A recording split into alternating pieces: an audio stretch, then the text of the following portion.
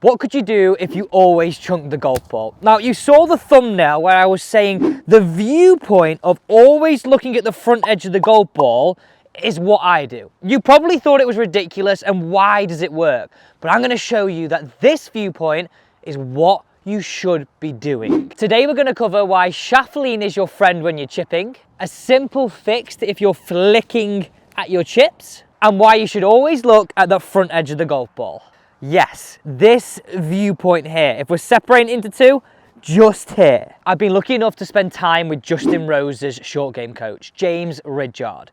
And he says all the top players at Impact have between 2 and 5 degrees of shaft lean. And simply, that is this. So at the point of impact, how far ahead are my hands relative to that golf ball? In the most simple way of explaining that. And a tour player is more likely to be around here on this style chip, whereas where most of us are going wrong, who fat and thin, who fear this, their hands are back here. And I want you to make this connection. If you're a scooper of that golf ball, we're throwing this shaft lean away early. Now, if I set up to a chip and I throw the shaft lean away early, what does my club do? It hits the ground before the golf ball. So that's sometimes why you might get that involuntary stand up.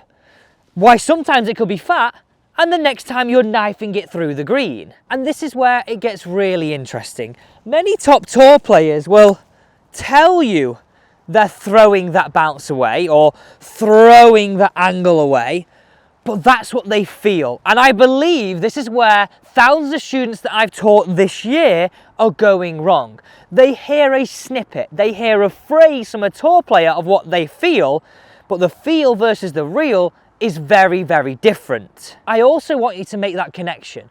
I've never taught a student that has come to me as a regular golfer that has had too much shaft lean impact with their irons. So would it be fair to say training that out and trying to scoop this ball to lift it in the air when you're chipping is just a bad thing for your game in general? I think so. So the setup I want you to adopt to avoid those chunks is this. When you place your golf ball down the ground, when you're practicing, I want you to put it where the line separates the golf ball into two. From here, you're going to use that line to show you where your ball position is. It's a great checklist, this. It's absolutely brilliant. From here, I want you to imagine you're being, from your perspective and your viewpoint, you can look at the front edge of the golf ball on this angle, okay? Because think about it logically. If I was more 50-50 in my weight, I'd be looking more on top of that golf ball. So get yourself into that viewpoint where it's going to be 70-30 towards that lead side, but you can look down on that golf ball on this angle. Many golfers like to flare that lead foot. I'm a big fan of that. And the final part of this setup, just make sure the club is dropping down your lead heel. This is just a brilliant way to start every chip. Now, if we're looking at the motion, what I want you to live by now is the idea of a set and a turn. And how I want you to think of this is just this little subtle movement in your right wrist. We're looking to create an angle and hold an angle. Another huge name that is an advocate of this, probably one of the best short game players of all time, Philly Mick. Your right wrist, let's imagine this. This is opening the door. This is closing the door. On the way back, I want you to have an element of the door opening. From there, we hold and turn. So simply practice that and turn. And that would look very much like this. Now, if I stem that into the golf ball now, I have a little bit of set, turn back, hold the angle in my right wrist as I come into the golf ball. What do I have at impact? Shaft lean, turn and through. I really would encourage you to feel that. Open the door, hold the angle, turn through. Look at the level of spin we just had on that and the quality of contact. The best bit about this technique is you can play a higher shot with your lob wedge and a lower shot with your 9-iron, just using the same technique.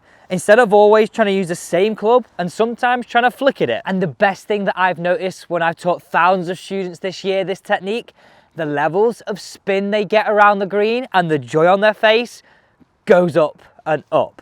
Now, I just wanted to go in a little bit more detail here. So just really watch my trigger. I'm feeling as though I've got a triangle between my left arm, my right arm, and across my shoulders. There is that little open of the door as I turn my shoulders. Now on the way through, watch where this butt end of the club works. Into my left side and around the corner.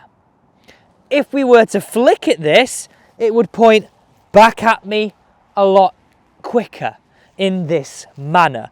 Now to give you the most consistent feel, the most consistent technique, that is the strike I want you to look for.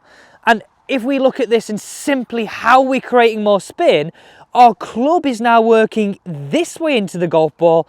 The ball is allowed to climb the grooves, whereas before, this flick, if it's mistimed, we can hit the ball with this part, leading to blade shots, and it's that scoopy contact. The way I describe it is that your ball is going to feel like it's in contact with the face for much longer.